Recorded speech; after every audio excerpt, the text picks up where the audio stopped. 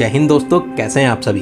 दोस्तों, अगर आप भी घूमने के शौकीन हैं तो कभी ना कभी आपने कश्मीर की सुंदर और हसीन वादियों में घूमने के लिए जरूर सोचा होगा। तो दोस्तों, आज के इस वीडियो में मैं आपको कश्मीर की सुंदर और शानदार वादियों की सैर कराऊंगा और साथ ही साथ कश्मीर घूमने का कंप्लीट टूर प्लान भी बताऊंगा। सच में दोस्तों, कश्मीर किसी जन्नत से कम नहीं है। यहाँ पर घूमने के बाद में आपको यहाँ से जाने का मन ही नहीं करेगा।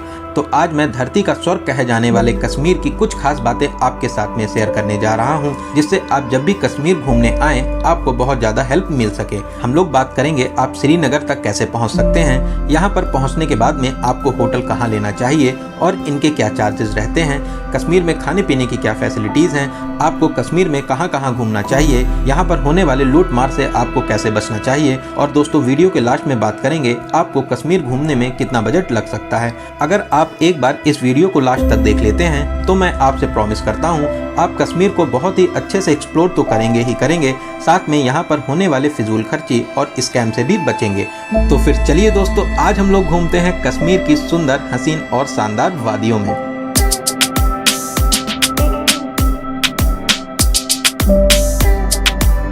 दोस्तों, कश्मीर में घूमने के लिए जो सबसे अच्छा प्लेस है वो है श्रीनगर। आपको सबसे पहले श्रीनगर आना चाहिए। श्रीनगर आने के बहुत से तरीके हैं। आप बस, ट्रेन, फ्लाइट, कार सभी माध्यम से कश्मीर तक आ सकते हैं। तो 1 बाय 1 सभी वेज को बहुत ही अच्छे तरीके से डिस्कस करते हैं। सबसे पहले बात करते हैं फ्लाइट की। अगर आप फ्लाइट से श्रीनगर तक आना चाहते हैं तो श्रीनगर में ही एयरपोर्ट है। यहाँ के लिए सभी प्रमुख एयरपोर्ट से आपको डायरेक्ट फ्लाइट मिल जाएगी। आप आराम से फ्लाइट के माध्यम से यहाँ तक आ सकते हैं। अगर आप ट्रेन से आने की प्लानिंग कर रहे हैं तो आप जम्मू या उधमपुर तक ट्रेन के माध्यम से आ जाइए। फिर जम्मू या उधमपुर से बनिहाल तक आपको बाय रोड आना पड़ता है, क्योंकि जम्मू से बनिहाल तक अभी ट्रेन की सेवा शुरू नहीं हुई है। तो आपको जम्मू से बनिहाल तक बाय रोड ही आना रहेगा। फिर आप बनिहाल से ट्रेन लेकर 90 किलोमीटर की दूरी पूरा करके आराम से श्रीनगर तक पहुंच सकते हैं। तो दोस्तों, ये तरीका था। अगर आप ट्रेन से आना चाहते हैं तो आप श्रीनगर तक ट्रेन के माध्यम से भी आ सकते हैं।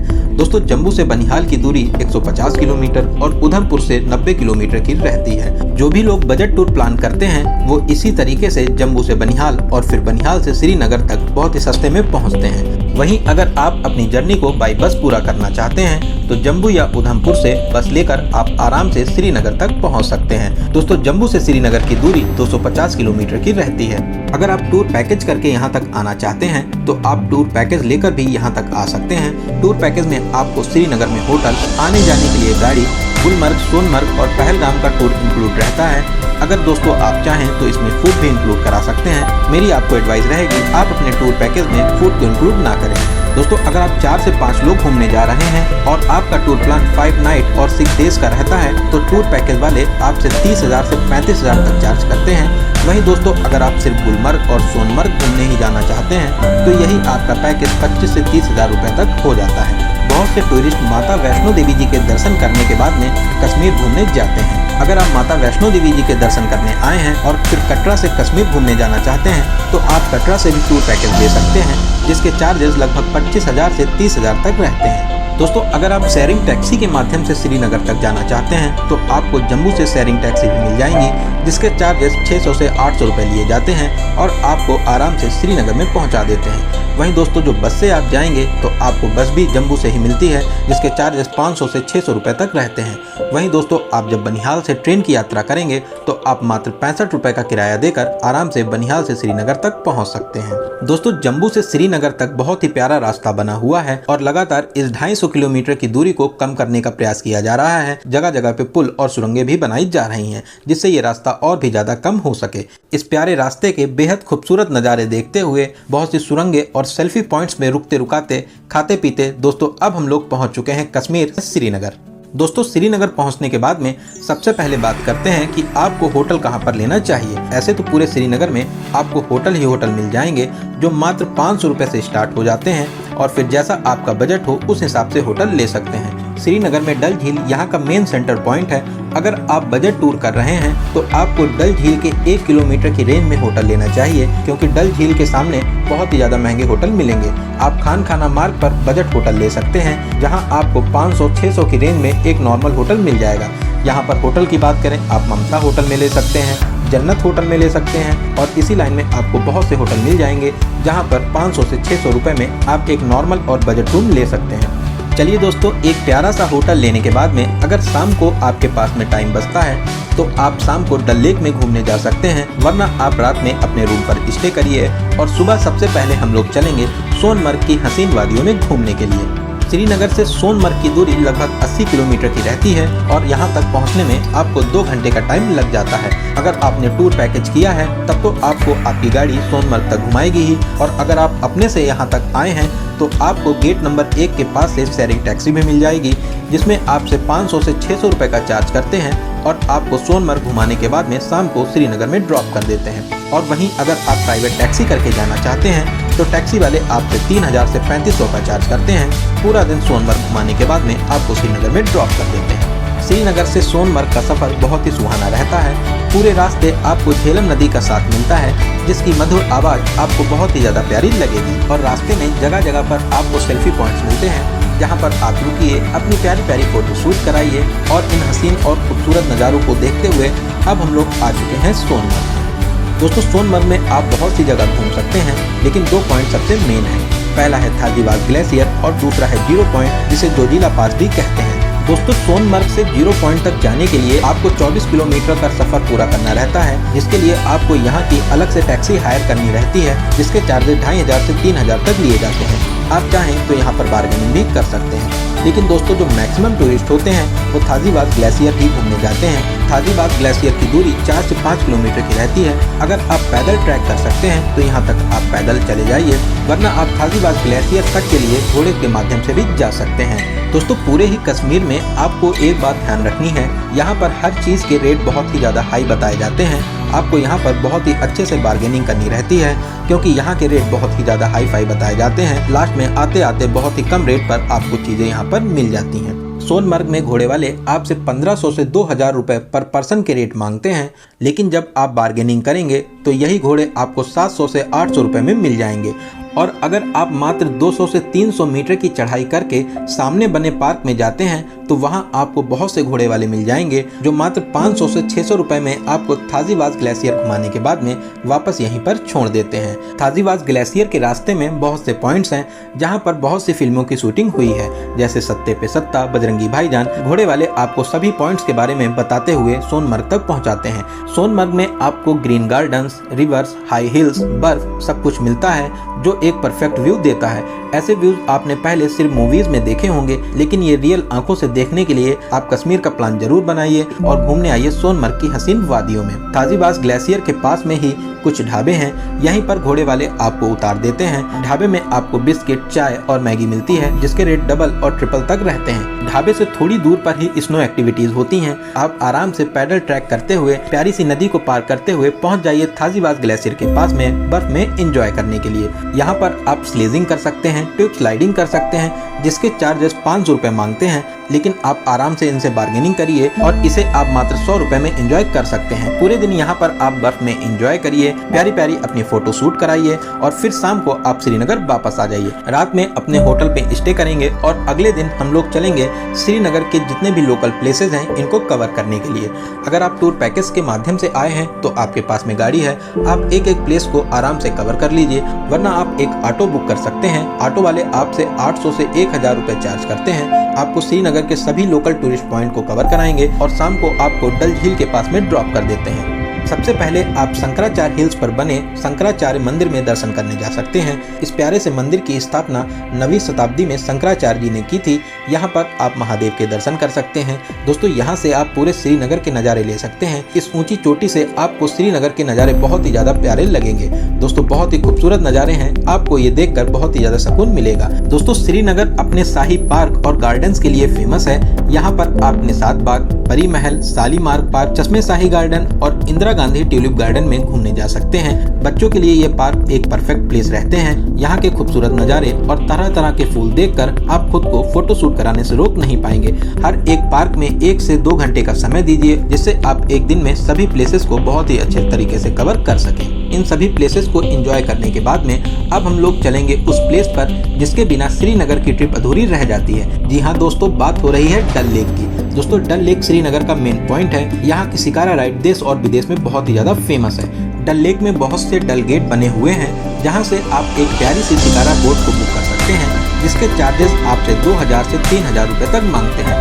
लेकिन दोस्तों मैंने आपको पहले ही बताया है, श्रीनगर में आपको बार्गेनिंग करना आना चाहिए। आप बोट वाले से आराम से बात करिए। मात्र 800 से 1000 रुपए में आप इसी शिकारा बोट को आराम से बुक कर सकते हैं। दोस्तों यहाँ के रेट की जो मेन बात रहती है वो रहती है टाइमिंग की। आप 1 घंटे, 2 घंटे या 3 घंटे किस हिसाब से बोट को बुक करना चाहते हैं, आप पहले ही बात करके 2 या 3 घंटे के लिए 800 से 1000 रुपए में इस बोट को बुक करिए। क्योंकि डल लेक में 10 से 12 पॉइंट हैं, जैसे Nehru park, lotus garden, golden lake, water lily garden, Meena बाजार फ्लोटिंग मार्केट और इसी तरीके के बहुत से पॉइंट्स रहते हैं। इन सभी पॉइंट्स को एंजॉय करिए। मीना बाजार में आप शॉपिंग करना चाहते हैं तो यहाँ पर आप शॉपिंग भी करिए। आप तो डल लेक में शिकारा राइड करते हुए आप यहाँ की फेमस चाय कहवा को भी एंजॉय कर सकते हैं।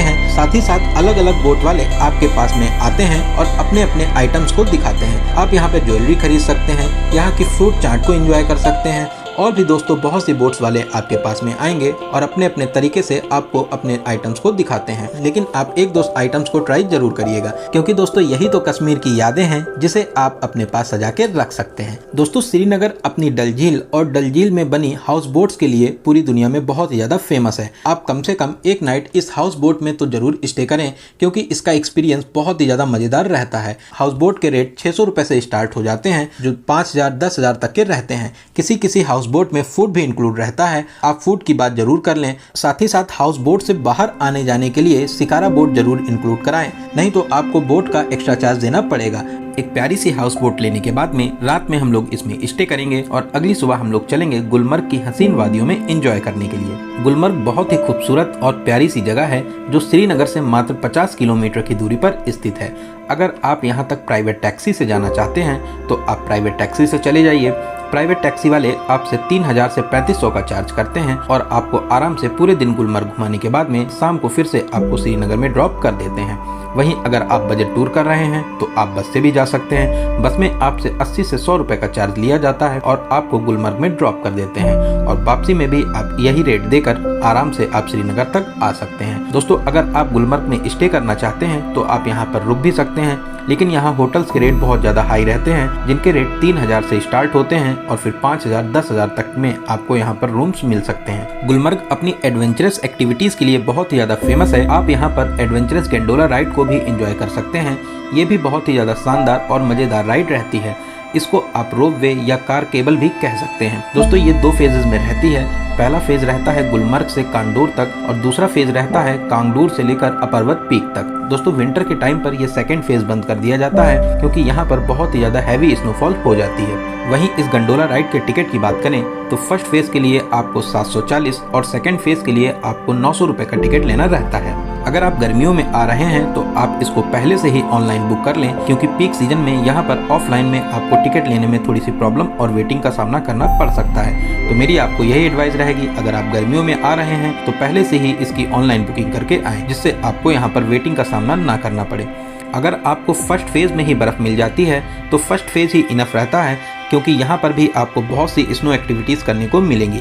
आप यहाँ पर स्नो स्कूटर का मजा ले सकते हैं, साथ ही साथ आप यहाँ पर स्लेजिंग कर सकते हैं, स्कीइंग कर सकते हैं और भी जितनी स्नो एक्टिविटीज़ होती हैं वो आप सभी बहुत ही अच्छे तरीके से यहाँ पर इंजॉय कर सकते हैं। पूरे दिन गुलमर्ग में इंजॉय करने के बाद में आप शाम को श्रीनगर वापस लौट सकते हैं। शाम को हम लोग श्रीनगर वापस आएंगे और रात में अपने रूम में स्टे करने के बाद में अगले दिन आप श्रीनगर से पहलगाम भी घूमने जा सकते हैं। श्रीनगर से पहलगाम की दूरी 90 किलोमीटर है। दोस्तों पहलगाम अपनी वैलीज के लिए बहुत ही ज्यादा फेमस है। यहाँ पर आप बेताब वैली में एंजॉय करने जा सकते हैं, आरू वैली में एंजॉय करने जा सकते हैं। दोस्तों यहाँ के नज़ारे आपका दिल जीत लेंगे। पहलगाम ब्यूटी लवर्स के लिए बेस्ट प्लेस है। अगर आप ब्यूटी लवर हैं तो आप पहलगाम में एंजॉय करने जरूर आ सकते हैं। यहाँ आने के बाद में आपको एक जन्नत का एहसास होगा। साथ ही साथ दोस्तों आप पहलगाम से चंदनबाड़ी भी जा सकते हैं। चंदनबाड़ी से ही पवित्र अमरनाथ यात्रा भी प्रारंभ होती है। तो दोस्तों ये प्लेस बहुत ही ज़्यादा अच्छा है और आप जब भी श्रीनगर घूमने आएँ तो अपनी लिस्ट में पहलगाम को जरूर शामिल करें। आपको यहाँ आकर बहुत ही ज़्यादा अच्छा लगेगा। चलिए दोस्तों अब हम लोग बात कर लेते हैं कश्मीर में खाने पीने की क्या फैसिलिटी रहती है। यहाँ पर आपको वेज नॉन वेज हर तरीके के फूड मिल जाएंगे, लेकिन यहाँ पर नॉन वेज फूड बहुत ही ज़्यादा मात्रा में आपको देखने को मिलेगा। साथ ही साथ दोस्तों अगर आप नॉन वेज के शौकीन हैं तो आपको यहाँ पर फूड की कोई भी कमी नहीं रहेगी।